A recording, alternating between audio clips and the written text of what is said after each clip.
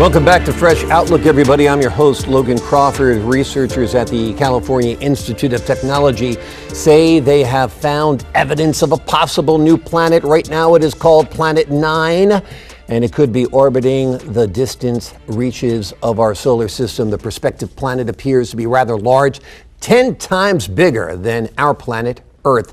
I am joined by Jose Lopez, physics professor at Seton Hall University, Mustafa Tabanli, a scientist and journalist, and Christopher Peterson, host of a science fiction show called Decipher Sci-Fi. Christopher, this is not science fiction. Not this anymore. Could be real. Tell me about this ninth planet. Yeah, as far they have managed to confirm mathematically the presence of a planet in the Kuiper Belt outside of anything we've already recorded as a planet, beyond Pluto, a massive object, probably around 10 times the mass of Earth. Wow. Now, Jose, I grew up thinking there were 9 planets, and then they took Pluto away from me. Pluto's not a planet. It's a dwarf planet. Now we have a 9th planet, apparently, and you've got a little model to show us? It has not been detected, so it's only mathematically through simulations and computers been detected. And what it's doing, as far as I can tell, it's perturbing other objects like Pluto and all those other objects that are outside the solar system. So they're seeing the effects of it, but it has not been confirmed. We haven't observed it. It's amazing that our solar system is so large that there are regions of it that we haven't even explored. Well, this Planet 9 has a orbit of 20,000 years. Right. So, do you have a model to show us this? No, I don't have a model of that one. What's the toy you got besides you? Oh, I have, when we talk about gravitational waves, we have a model right here. Okay, So we'll get to explain gravitational waves in just a second. Mustafa, what's your take on this planet being discovered? Well, it's not going to affect day-to-day life, pretty much. We're not going to be moving there anytime soon. No, but I think the most important thing is the method, the mathematical method to develop and to see that if you see something, how do you detect if it's made out of ice, if it's made out of solid material, so if it's coming and what's the orbit.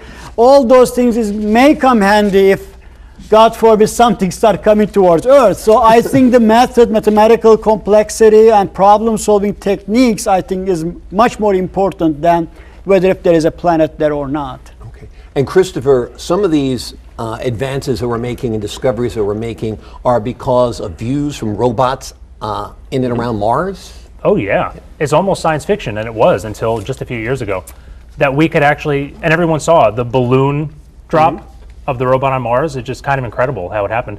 And now we actually have high-resolution video and pictures of these other planets. When if you look back, beginning of the 20th century, in science fiction, we were thinking maybe there's people there. We have no idea. We knew so little that we were able to make up these stories, and now we actually can see the surface. And one of these discoveries is gravitational waves. Yes, gravitational waves. I think I fell asleep in physics class that I later dropped. Okay, in college, all right. In college.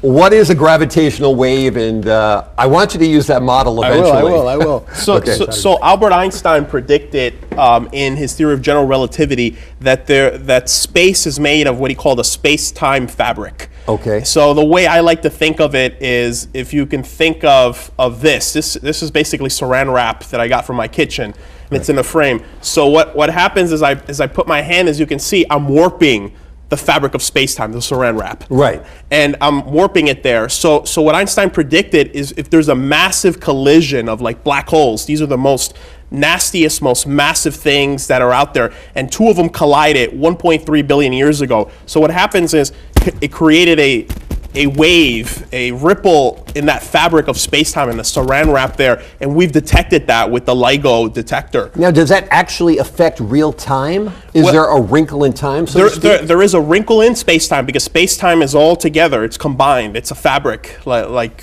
your shirt So fabric. if I could get in that wrinkle, would my day be longer? Would I be younger? Would I be older? Well, it's so minute. I mean, it confirms that there is a fabric of space-time, because the theory of general relativity is a theory of gravity. Isaac Newton's theory is that it was a force, it's an attractive force, it keeps the planets together, it keeps us on Earth.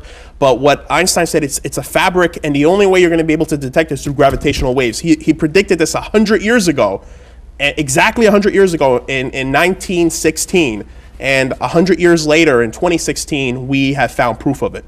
Amazing. Now, does this mean, Mustafa, that time travel might actually be No, possible? no, I mean, not. if it's a fabric, can it go back to a different point on that fabric? Not, it doesn't say that. I mean, it's people come up with those stories with sci-fi theories and But make it it all, part ask of, Christopher, it Yeah, all begins in yeah, sci-fi, I'm ready. and then it becomes real. Yeah, but Let me then in. they butcher some of the true physics behind it too. It is, it's really very shows another aspect of science, which is something that happens once in a lifetime. This event may not happen in thousands of years later. I mean, like it just Billions of years. Billions of years. Somehow two black holes collided, and these guys were sitting on those very large needles, etc., detecting some waves, and suddenly saw something is moving, and it just happened, and then other centers are experiencing the same thing, but it's not something you can put in the laboratory. Right. If you are there, you observe it, you observed it. If you haven't observed it, if you're sleeping over there, it's gone. But Right. I mean, it's proof that this Yes. is how the universe is. It's how it works. It's a prediction. It was a prediction up until it was announced this week. So that's amazing. Now it's experimentally observed and measured. So these theories now have proof behind them. Yes. So it's beyond a theory.